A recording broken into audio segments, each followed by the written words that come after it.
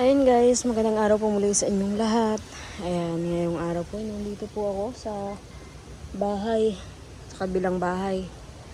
At magdadala po ako ng bahog ng baboy at saka gatas po ng biik. Ayan, bumili po ako ng bahog. Halagang 500 po yung bahog. At syempre yung gatas ng biik.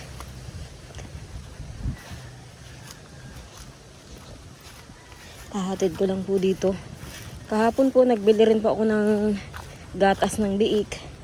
Ay madali pong maubos at yung pong inahin ay iga na po ang gatas. Wala na pong nasisip-sip na gatas yung mga biik. Kaya sinusuplayan na lang po ng gatas na powder.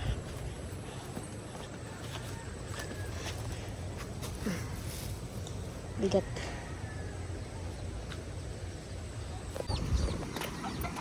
Ayun guys, tingnan po natin yung mga biik. Ay, yung nga pala, nalimutan ko na naman. Yung sabi mong violet. Mamaya. Wala na. Betadine? Anong wala? Nalimutan ko mamaya.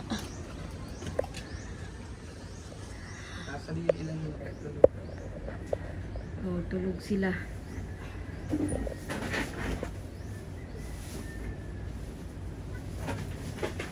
Pwede na pala yung kapunin. Sasabihan ko pala yung ano, yung magkakapon.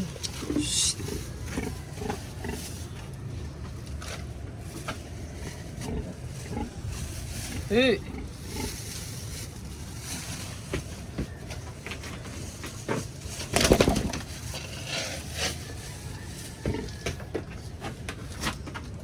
Ayun yung papalidi. Ayaw na magpalidi. Pag nilalagay dyan yung biik ay inaano na. Nada pa yan ang mga po. Upis pati yung dili na. Oh. Mm. Hindi na yata magkakagatas yan. Kasi nakita nga yung nanay, dilagay ko din yung mga biik ay nakadapa ng bulan. Tagal namin hinihintay na magpalidi ay hindi nagpapalidi. Sabi ko sa'yo na pinapakain dahil hindi tayo papalidi. Ang ganda yung lagyan ng ipa. Lagyan na ng ipa, di rin naman nagpapalidi. Para makatipid sa bowl. Dahil pag pupuruin ng ganito ay wala. Ganun din naman. Hindi nagpapalidi. Natingin nga ako ng ipa doon sa mulihan. Sayang lang yung bahog dyan. Lalakas na dumili. Malaki. Sige, isa mo na sa maliit na chupo na yung Kailan nga yan, ano? Nalimot baga ako kung kailan inanak yan. Pitsa 11? sasari yung mga sugat ay kailangan talaga yung Kaya nga, mamaya pala, nalimutan ko ay. yung maliit lang po. May maliit na mga nabibili. Betadine sa yung violet. Yung kahit sila lang po kung binex, maliit lang. Kumbinex na ganto? Hindi po kulay violet po yun. Ini-spray lang yung kesa dyan sa ano. Yung Tatapon lang yan. Kumbinex ang tawag. Oo. Pero violet siya. Kulay violet po yun. Ini-spray lang po yung tasugat. Isa dito natatapon lang. Pag inilalagay. Hinihimod din ng ano ay mga baboy. Yun ay ano yun, parang oxygen. Yung mga sugat-sugat. Busog pa. Busog pa yan. Sarili din ang mga alas dos.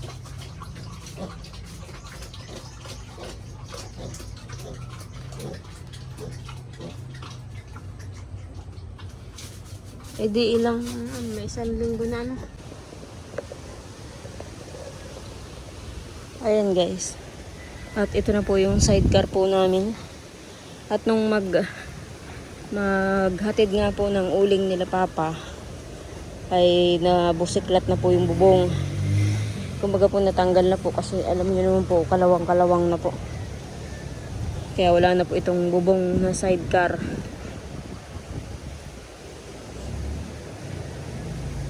Tinanggal na lang po at kalawangin na nga po yung ano. Kaysa mapasabit pa kung saan saan yung bubong. Nagagamit pa naman po yan ni Romel.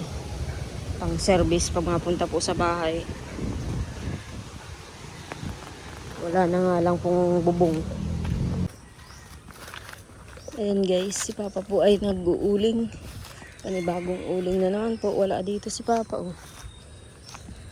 Hinahakot-hakot po niya yung kahoy. Ayan. Dito niya para pinadadaan o pinadadaus-us na lang para diretso dito sa ulingan. Nakita ko po yung galon ni Papa ay nandun sa tabing kalsada. Kaya nagpunta ako dito. Wala pala si Papa. Si Jason pa ay wala. Masama po ang pakiramdam. Kaya hindi po katulong si Jason. Ewan ko lang po bukas kung makatulong na si Jason.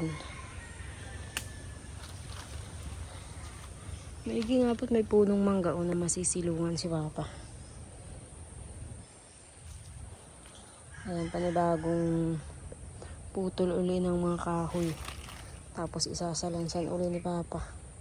Pagkatapos hakutin.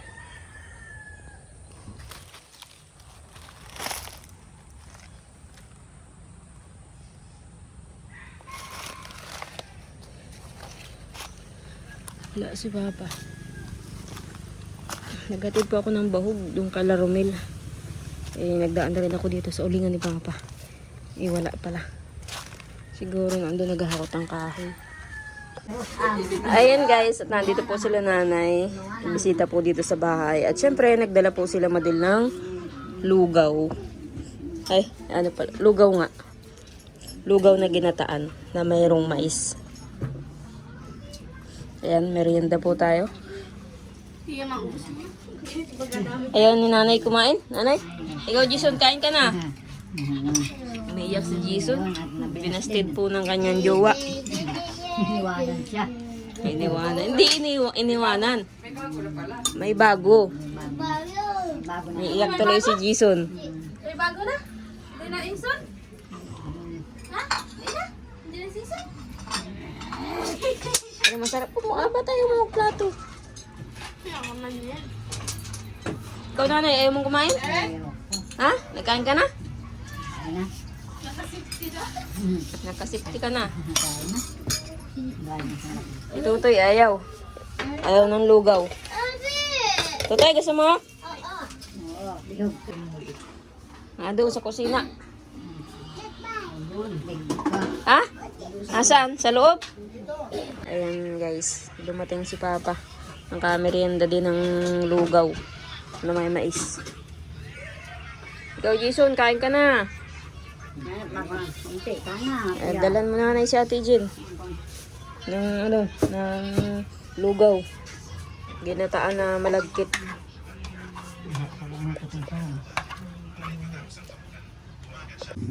Ayan guys, nandito naman po ako sa merong may mga ikmong tanim kasi mabili po ako ng kahit 50 pesos na ikmo at igagamot po kay Dagay. Lalagain po yan sa kaluyang dilaw. At si Dagay po ay may lamig din po. Kaya malagalaga po kaming herbal. Mainom din po ako nun kasi pang lamig po at hangin ay. Saka yung tuhod po ni Dagay ay nalalamigan kaya po nasakit. Kaya kailangan pong makainom ng panglamig. Ayan, kasama ko po si Tutoy. Uy, tayo dyan! Tayo dyan. Wala pong tao dito sa ano. Ang nakuha po yung anak. Wala po yung matanda na may-ari ng ikmuhan na sa plaza daw po nakuha ng ayuda. Kaya yung anak po ang nangunguha ng ikmo. Andun po sa likod. Ayun guys, nakakuha na nga po ako ng luyang dilaw. Ayan. Yan po, binili ko po. Luyang dilaw. Dalawang klase po yung, tatlong klase pala ang luya. Ito po kasi nag-orange po siya. Ito po yung gamot. At mayroon pong luyan dilaw naman po na pwede ilahok sa ulam. Tapos mayroon naman pong luyang itim. Panggamot din po yun eh. Ha? Mga ugat na labas. Nalabas ang ugat mo. Eh, so malaga tayo. Kait mo. Ayan, si Jason ay masama ang pakiramdam. Nialagnat. Nag-inom ka ng gamot kanina? Nanginginig ako. Ha? Nilalagay ako. Nanginginig ka? O, ipahilot ka kay Lola. Trangkaso yan. Nanginginig ako. Ha? Nanginginig. Pagkain na pala yata kami yan. Nagkain baga wala lang ulam. Tilo. Ayaw niya ng Ay, nagkain na po. togi. Kanin na mga kinain yan.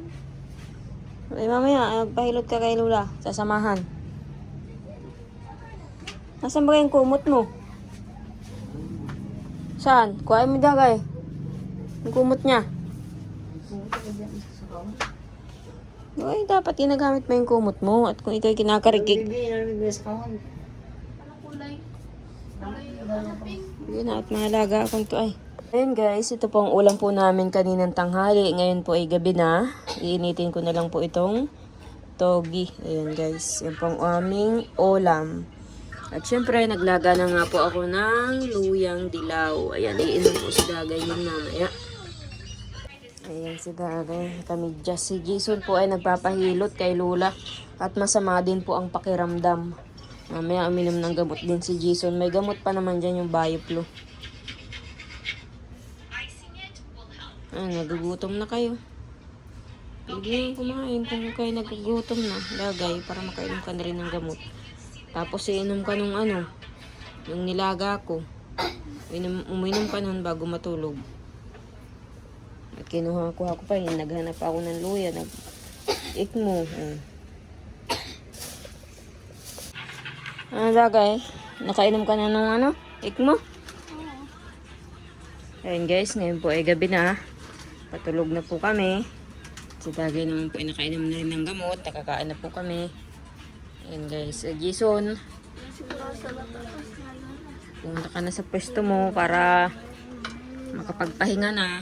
Kayo ay mga may masama ang pakiramdam.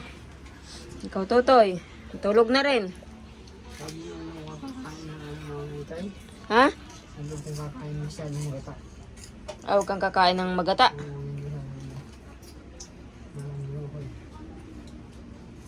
Ano pa niya? Kakain kanya ng yung naman na yung bawal niya maalat, bawal niya nandiyan. Okay, kaya nga.